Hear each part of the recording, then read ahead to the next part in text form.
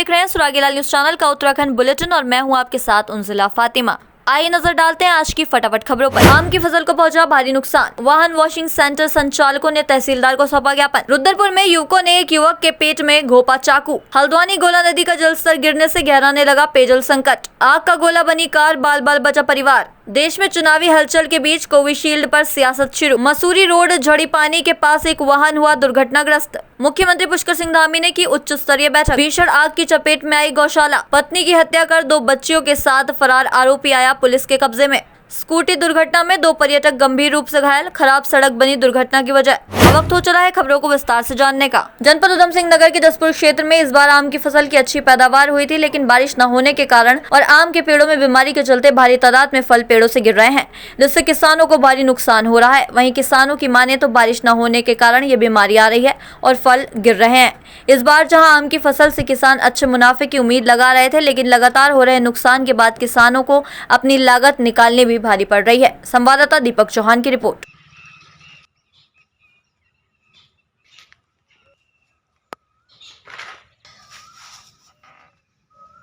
बारिश न पड़ने के कारण एक तो बीमारी बहुत आ रही है, ऊपर से माल बारिश हवा गर्म चलने की वजह से माल ज़्यादा गिर रहा है पेड़ों पे से। नुकसान ज़्यादा हो रहा है इस समय और लग रहा था कि आंधी तूफान नहीं आ रहे इस बार तो काफ़ी अच्छा मुनाफा निकलेगा, लेकिन लग नहीं रहा कि ये आम बचेगा पेड़ों पे। इतनी गर्मी पड़ रही है कि ज़्यादा से ज़्यादा बहुत आम गिर रहा है, चट्टा का चट्टा लगा पड़ा है पेड़ों के नीचे। अभी तक तो कम से कम 80 से 90 हज़ार रुपये की दवाइयाँ लग चुकी हैं और अभी 2-3 दवाइयाँ लगनी है। 1 लाख का तो दवाई का खर्चा आ जा रहा है इसके अंदर। ऊपर से बाग मालिक को ठेका देना पड़ता है 1.5-2 लाख रुपया और 80-90 हज़ार रुपये की दवाइयाँ लग चुकी हैं अभी तक। 1 लाख से ऊपर दवाई का खर्चा आ जाता है इसके अंदर। ऊपर से एक बंदा रखाने के लिए 40-50 हज़ार रुपये उसको भी देना पड़ता है। कि मुश्किल है बचना, पैसा बहुत ज़्यादा खर्च आ रहा है और जिस तरीके से आम की गिरावट हो रही है, ज़्यादा गिर रहा है, उसके हिसाब से लगता नहीं कि ज़्यादा फ़ायदा निकल पाएगा। फ़ायदा तो मुश्किल ही है इसकी बात। फल तो बहुत बढ़िया आया था इस बार और माल भी सही था, लेकिन बीमारी के कारण बहुत ज़्यादा नुकसान हो रहा है इसमें। सूखे की वजह से माल बहुत गिर रहा है, फल बहुत गिर रहा है इसका इस बार। अभी आंधी तूफान नहीं आए हैं, जब आंधी तूफान आ जाएंगे तो उसके बाद देखा जाएगा कितना माल बचेगा, कितना गिर जाएगा इसमें।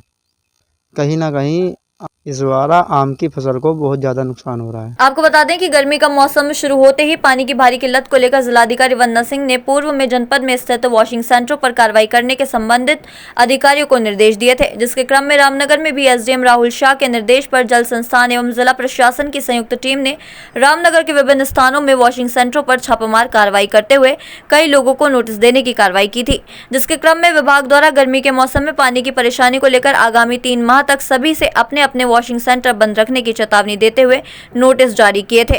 वहीं इस मामले में शनिवार को नगर के विभिन्न वॉशिंग सेंटर संचालकों ने तहसील पहुंचकर तहसीलदार कुलदीप पांडे को ज्ञापन सौंपते हुए कहा कि पूर्व में एसडीएम द्वारा उन्हें आश्वासन दिया गया था कि इस मामले में कोई न कोई निर्णय लेकर उन्हें राहत दी जाएगी, लेकिन आज कई दिन बीतने के बाद भी उन्हें कोई राहत प्रदान नहीं की गई है। संवाददाता राजीव अग्रवाल की रिपोर्ट। सर, कुछ दिन पहले अभी हमारे पास में जल संस्थान की तरफ से जो है एक नोटिस दिया गया था करके कि हमारा जो है जो प्रेशर पंप है इसको 3 माह के लिए बंद किया जाए, और ये आदेश जो है जिलाधिकारी जी की तरफ से हैं और माननीय न्यायालय कोर्ट की तरफ से आदेश हैं कि 3 महीने के लिए प्रेशर पंप बंद किया जाए।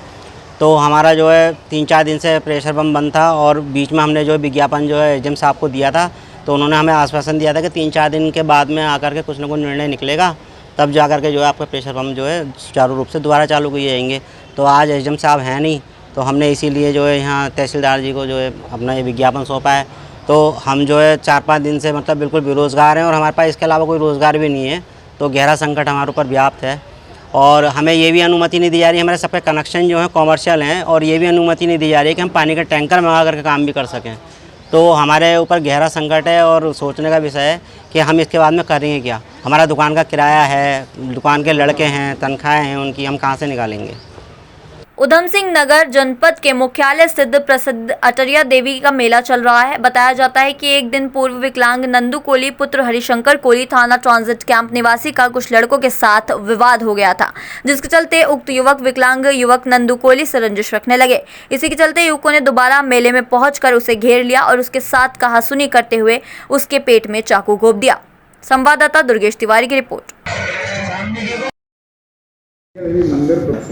ये पूरा प्रकरण जो है ये प्रकाश में आया था कि वहाँ मेले के दौरान कुछ युवकों में आपस में झगड़ा हुआ इसमें, और एक युवक उसमें गंभीर रूप से घायल है जिसको हायर सेंटर रेफ़र किया है। तो इसमें हम लोग जो भी प्रकरण है उसकी हम इसमें जांच कर रहे हैं। फ़िलहाल उनके जो परिजन हैं वो उनके इलाज में व्यस्त थे, अभी आए हैं, वो तहरीर दी जा रही है उनके द्वारा, और इसमें हम कड़ी विधिक कार्रवाई करेंगे और जिसने भी ये घटना की है उसके विरुद्ध हम कड़ी से कड़ी विधिक कार्रवाई अमल में लाई जाएगी। कुमाऊं में एक तरफ जंगलों में आग का कहर जारी है तो दूसरी तरफ पेयजल संकट भी गहराने लगा है। हल्द्वानी में गौरा नदी का जलस्तर 81 क्यूसेक तक चला गया है। भीषण गर्मी के चलते पेयजल संकट लगातार गहरा रहा है।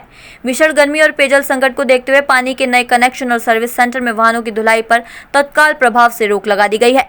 डीएम नैनीताल के निर्देश पर सिटी मजिस्ट्रेट ने कार्रवाई करते हुए 42 सर्विस सेंटर को नोटिस जारी किया है, जबकि 2 के कनेक्शन काट दिए गए हैं।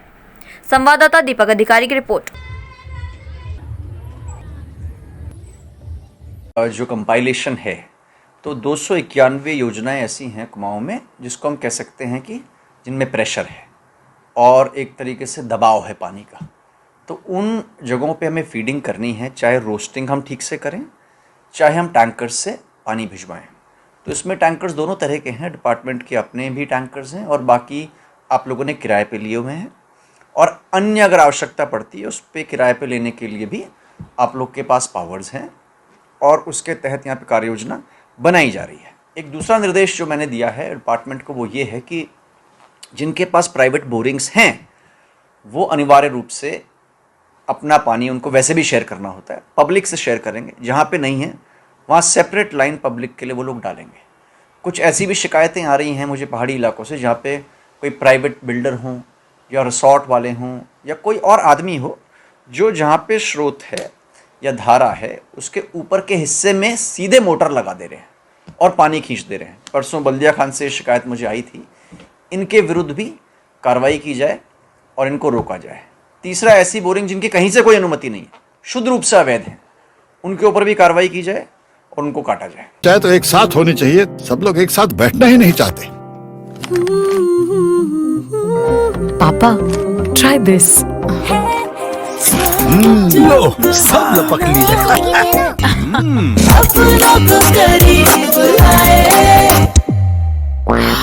ये क्या हाल कर दिया है रूम का? बस कल से चाय मेरे रूम में। देवर पान नमकीन। शुक्रवार को देहरादून से पिथौरागढ़ की ओर जा रही एक कार में टनकपुर पिथौरागढ़ एनएच में सूखी ढांग के पास अचानक आग लग गई। देखते ही देखते आग ने कार को अपनी चपेट में ले लिया। गनीमत रही वक्त रहते सभी कार सवार कार से उतरकर जान बचाकर भाग निकले।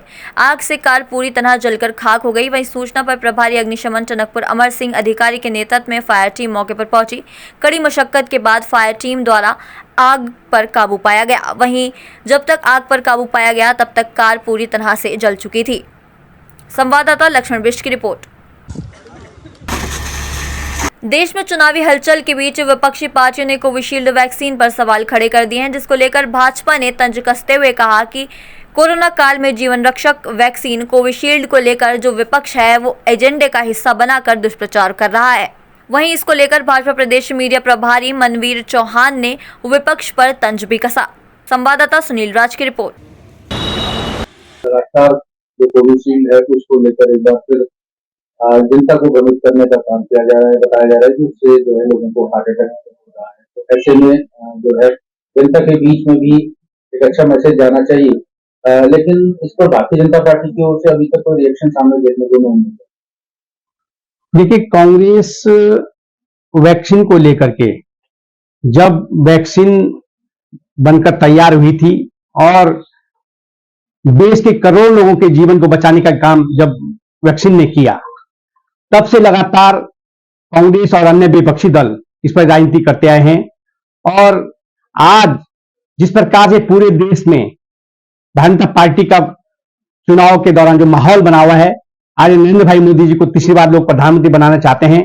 सिर्फ और सिर्फ इस तरह के भ्रामक वैक्सीन के प्रति इस तरह के भ्रामक और राजनीतिक दुष्प्रचार कांग्रेस कर रही है, अन्य विपक्षी दल कर रहे हैं। ये सिर्फ और सिर्फ उनकी हताशा है और लोगों को केवल भरमाने की कोशिश वो कर रहे हैं। आपको बता दें, देहरादून स्थित मसूरी रोड झड़ी पानी के पास एक वाहन दुर्घटनाग्रस्त हो गया। वाहन में 6 लोग सवार थे, जिनमें 3 लोगों की मौके पर ही मौत हो गई। अन्य 3 घायलों को रेस्क्यू कर अस्पताल भेजा गया। सूचना मिलते ही पुलिस टीम और फायर सर्विस यूनिट मौके पर पहुंची। संवाददाता सुनील राज की रिपोर्ट। मुख्यमंत्री पुष्कर सिंह धामी ने नई दिल्ली से शासन के उच्च अधिकारियों की वीडियो कॉन्फ्रेंसिंग के जरिए बैठक ली। बैठक में वनाग्नि की बढ़ती घटनाओं की रोकथाम, पेयजल संकट से निपटने के साथ ही चारधाम यात्रा की तैयारियां, इसको लेकर समीक्षा की गई। मुख्यमंत्री की इस समीक्षा बैठक में शासन के उच्च अधिकारी वर्चुअल माध्यम से सचिवालय देहरादून से उपस्थित रहे। मुख्यमंत्री ने सभी अधिकारियों को समन्वय के साथ कार्य करने, वनाग्नि के प्रति लोगों को जागरूक करने के साथ ही ऊर्जा पर विशेष ध्यान देने, जल संरक्षण, सर्वधन के साथ ही चारधाम यात्रा के लिए सभी तैयारियों को चाक चौबंद करने के निर्देश दिए हैं। संवाददाता सुनील राज की रिपोर्ट। मुख्यमंत्री जी ने आज ये बैठक करी वर्चुअल मोड में और उन्होंने निर्देशित किया 3 महत्वपूर्ण चुनौतियां जो प्रदेश के समक्ष हैं, फॉरेस्ट फायर्स, पेयजल की किल्लत और चारधाम यात्रा की व्यवस्थाएं। और सभी जिले यहाँ पर उपस्थित थे, जिलों के सभी अधिकारी और राज्य स्तरीय सभी अधिकारी भी उपस्थित थे। तो जो भी निर्देश माननीय मुख्यमंत्री जी ने दिए हैं उनका हम लोग 100% अनुपालन करेंगे। 1 सप्ताह बाद फिर से हम लोग समीक्षा करेंगे कि आज जो निर्देश मिले हैं वो कहाँ तक उनकी कंप्लायंस हुई है।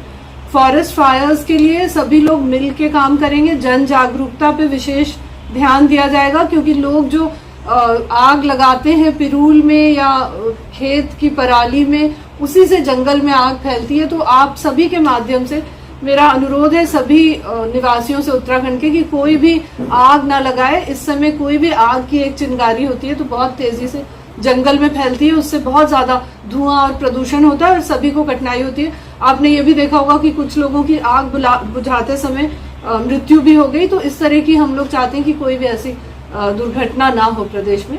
पेयजल की किल्लत के लिए लॉन्ग टर्म भी हम लोगों का प्लान बन रहा है। जल संवर्धन, जल संरक्षण, catch the rain water harvesting, सभी सरकारी बिल्डिंग्स पे रेन वाटर हार्वेस्टिंग की व्यवस्था की जाएगी। सौर ऊर्जा पे भी विशेष ध्यान माननीय मुख्यमंत्री जी ने दिलाया है सबको कि सभी सरकारी बिल्डिंग्स पे सोलर पैनल लग जाएं और सौर ऊर्जा की भी तेजी से हम लोग कार्रवाई करें, क्योंकि ऊर्जा की जो आवश्यकता है प्रदेश में वो भी बढ़ती जा रही है। चारधाम यात्रा के सभी जिले तैयार हैं, अभी 1 हफ्ते का टाइम है। सारी सड़कें दुरुस्त हो जाएंगी, सफाई व्यवस्था पर विशेष ध्यान दिया जाएगा, कोई भी कूड़ा ना फेंके। प्लास्टिक फ्री चारधाम यात्रा हम लोग कराने का प्रयास कर रहे हैं। सभी श्रद्धालुओं का स्वागत है चारधाम में, सभी लोग आएं और सुगम सुरक्षित यात्रा करें। आपको बता दें कि अल्मोड़ा जिले के ब्लॉक लमगड़ा अंतर्गत दुबरोली में भीषण आग के चलते गौशाला चपेट में आ गई। वहीं ग्रामीणों ने अग्निशमन विभाग को सूचना दी, जिसके बाद अग्निशमन विभाग के साथ मिलकर ग्रामीणों ने बमुश्किलात पर काबू पाया। संवाददाता हेमंत मेहरा की रिपोर्ट। ये देखिए, एक घर बीती 8 अप्रैल को अपनी पत्नी अफसाना की हत्या का आरोपी सौरभ आखिरकार पुलिस के हत्थे चढ़ ही गया। मूल रूप से रुद्रपुर सुभाष कॉलोनी का रहने वाला सौरभ करीब 2 माह पहले ही हल्द्वानी के शिवाजी कॉलोनी टीपी नगर में किराए के मकान में रहने आया था और 10 अप्रैल को अफसाना का शव यहीं किराए के कमरे में मिला। कमरा बाहर से बंद था। घटना की रात सौरभ घर आया था, उसने पत्नी का गला घोटा और बेटियों को लेकर फरार हो गया। 12 अप्रैल को पुलिस ने सड़े गले शव का पोस्टमार्टम कराया था। इसके बाद एसओजी व ट्रांसपोर्ट नगर पुलिस हत्यारे सौरभ की तलाश में लगी थी। पुलिस लगातार सर्विलांस, सीसीटीवी, अन्य माध्यमों से आरोपी की ढूंढ खोज करने में जुट गई। कई जगहों पर दबिश देकर पुलिस ने आरोपी को रुद्रपुर से गिरफ्तार कर लिया। संवाददाता दीपक अधिकारी की रिपोर्ट। आस्था और अफसाना की डेड बॉडी टीपी नगर थाना चौकी क्षेत्र दहरिया में मिली थी, जिसमें पुलिस टीम ने 11 तारीख को एफआईआर की। उसके फादर, क्योंकि इसका पति जो था वो भाग गया था, इसकी 2 बच्चियां भी रहती थी साथ में। इसके फादर की तरफ से तहरीर मिली, एफआईआर पंजीकृत हुई और चूँकि मजदूर आदमी था, लेबर क्लास का, और ये इसकी अपनी पत्नी का जो कीपैड वाला फ़ोन था जो कि बंद था, उसको भी ले गया था, लेकिन वो फ़ोन चला नहीं था। और ये चूँकि लेबर क्लास का था, इसका कोई ठौर ठिकाना निश्चित था नहीं, ये कहीं भी जा सकता था। तो उस आधार पर जो पूर्व के जो उसके जहाँ इसने काम किया, तो हमारे जो सीओ सिटी हैं उनके निर्देशन में इसमें कई टीमें बनी थी। एक में हमारे एसओजी इंचार्ज संजीत राठौर थे, हमारे इंस्पेक्टर साहब खुद इसको लीड कर रहे थे। हमारे चौकी इंचार्ज मंगल पड़ाव और चौकी इंचार्ज टीपी नगर, इतनी टीमों ने एक साथ काम किया। इवन हमारी टीम बंगलौर तक गई, क्योंकि एक बार बंगलौर भी गया था। बरेली, मथुरा, आगरा, सब जगह हमने छान मारे। सीसीटीवी फुटेज में हमारे हेड कांस्टेबल इसरार जी ने बहुत अच्छा काम किया है। शुरुआती लीड वहीं से मिली हमें। फिर इसका हमने वेयर अबाउट चेक किया, कहाँ कहाँ जा सकता है। अंततः फिर इसका जो मोबाइल था वो बरेली में इसने किसी को बेचा था।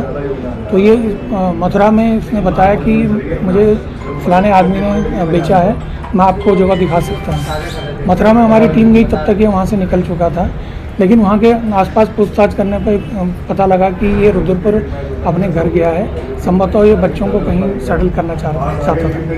तो जैसे इनपुट मिला, हमारी टीम ने इसको रुद्रपुर से अरेस्ट किया और इसमें सफल अनावरण के लिए एसएसपी साहब ने भी इसमें 2,500 रुपये नकद इनाम की घोषणा की। चाहे तो एक साथ होनी चाहिए, सब लोग एक साथ बैठना ही नहीं चाहते। पापा ट्राई दिस। लो सब लपक ली।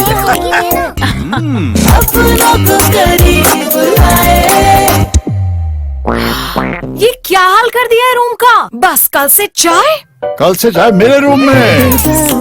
देवर पान नमकीन। अपनों को दिल्ली से लोहाघाट घूमने आए पर्यटकों की स्कूटी एबट माउंट में खराब सड़क की वजह से दुर्घटनाग्रस्त हो गई। दुर्घटना में दिल्ली निवासी प्रतीक मिश्रा व निशांत चक्रवर्ती गंभीर रूप से घायल हो गए। वहीं स्कूटी दुर्घटनाग्रस्त होते देख एबट माउंट निवासी सलीम जावेद व अन्य लोगों के द्वारा दोनों घायल पर्यटकों की मदद की गई तथा 108 की मदद से दोनों घायलों को चंपावत जिला चिकित्सालय भेजा गया।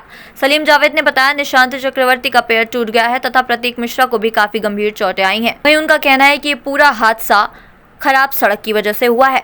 संवाददाता लक्ष्मण बिष्ट की रिपोर्ट। रोड से एबट तक सड़क की बहुत बुरी दुर्दशा है। जगह जगह गड्ढे, डामर उखड़ा हुआ है। आए दिन 2 पहिए वाहन इसमें पलटते रहते हैं। किसी के हाथ टूटते हैं, किसी के पैर टूटते हैं। परेशानी तो 4 पहिए वालों के लिए भी है, उनकी, क्योंकि रोड सिंगल उसमें बनी हुई है, एकदम खड़ी चढ़ाई है, उनको भी आने जाने में बहुत परेशानी है। और जब से KNV का हट यहाँ पे शुरू हुआ है तो पर्यटकों को आना जाना यहाँ पे लगा रहता है, लेकिन प्रशासन विभाग द्वारा रोड की तरफ देखा नहीं जा रहा है। बहुत ही गलत रोड हो रही है इसमें, और इसको अगर जल्दी ठीक नहीं किया जाएगा तो कैजुअल्टी भी इसमें हो सकती है और बहुत बड़ी दुर्घटनाएं भी हो सकती है। मेरा अपने माध्यम से और आप लोगों के माध्यम से कहना है कि इस रोड को तुरंत शीघ्र ही इसको तैयार किया जाए और आने वाले समय में दुर्घटनाएं जो है बची जाए।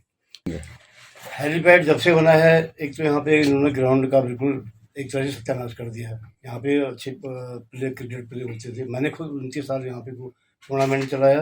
ग्राउंड तो गया और जो भी हेलीपैड ये बना रहे हैं उसमें बड़े बड़े यहाँ ट्रक जो उसकी सामग्री लेके, जैसे बजरी है, रेता है, सीमेंट है, उन लोगों ने रोड की और दुर्दशा कर दी गई है। और हेलीपैड तो बना नहीं है अभी, लेकिन रोड एकदम ख़त्म हो चुकी है। तो मेरा यही कहना है कि एबट माउंट जगह जो है हिंदुस्तान में ही नहीं पूरे वर्ल्ड में फेमस है, क्योंकि कहीं भी मानचित्र उठा के देखो तो एबट माउंट का नाम वहाँ पे आएगा। इसलिए जो देश विदेश से लोग यहाँ पे घूमने के लिए आते हैं, उनके लिए असुविधा का कारण रोड बनी हुई है। अगर रोड ये शीघ्र तैयार नहीं की जाती है तो आने वाले समय में बड़ी बड़ी दुर्घटनाएं होंगी इसमें। तो मेरा यही कहना है कि विभाग इसको सुने और तुरंत रोड को पहले सही करे, उसके बाद जो बाहर से पर्यटक आते हैं उनके लिए असुविधा का सामना न करना पड़े, उनको सुविधा मिले। आज के लिए बस इतना ही। ऐसी अन्य खबरों के लिए जुड़े रहिए सुरागी लाल न्यूज़ चैनल के साथ। धन्यवाद।